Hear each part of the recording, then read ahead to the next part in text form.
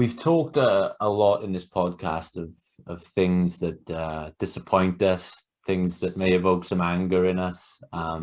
So I'd love to sort of close this conversation by asking what things, because I think it's important, because if you're always looking at life through that political lens, it can be tiring, it can bring you down.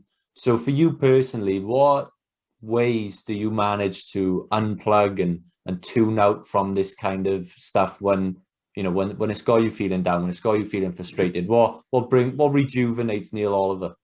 Well, I get a great deal of profound reassurance from the people that I meet out. I've got two dogs. They're both sleeping in here. I've got two Irish Wolfhounds, and we walk them every day, and we bump into the same people over and over again, and I'm reassured by the common sense that almost all of those people speak with.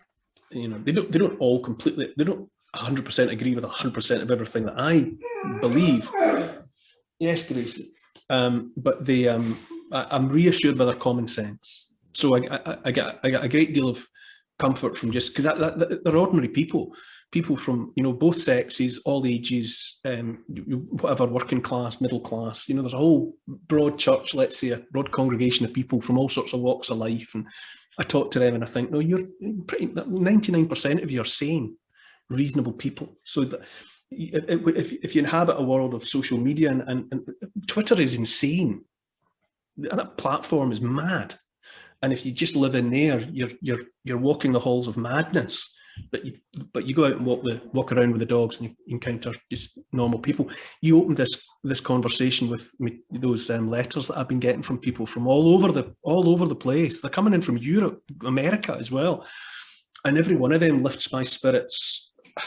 I find I struggle to adequately articulate how much every single one of those messages has meant, because that reassures me that there's just regular nice folk out there with a sense of humour who are prepared to reach out and send a positive message to someone they don't know. They've heard me or they've seen me, but they're not people that I know personally, and yet they reach out to me and say, keep up the good work, and you're speaking for us, and we're very reassured by hearing you say what you say. So I get a great deal out of that.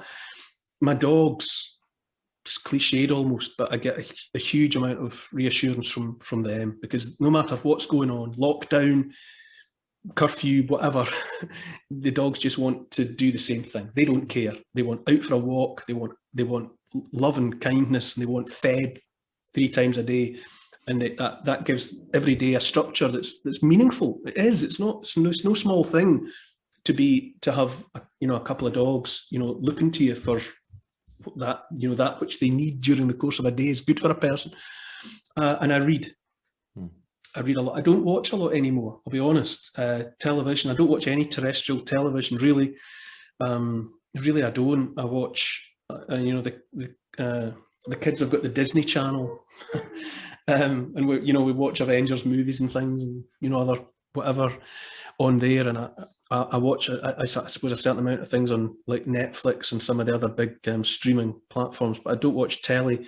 So I read a lot, and I like going back. I mean, you can't really see them in here, but I've got shelves all around me here and all my books from all the years, and I like reading books from more than 20 years ago that go back into a time that I don't know, that I seem to remember recognising more easily, a world that I recognise more readily. Is the world of maybe the 1990s and the early noughties. I think some of the recent stuff that's going on in the last few years, it's nice to go back and read books from another time when the world made more sense to me.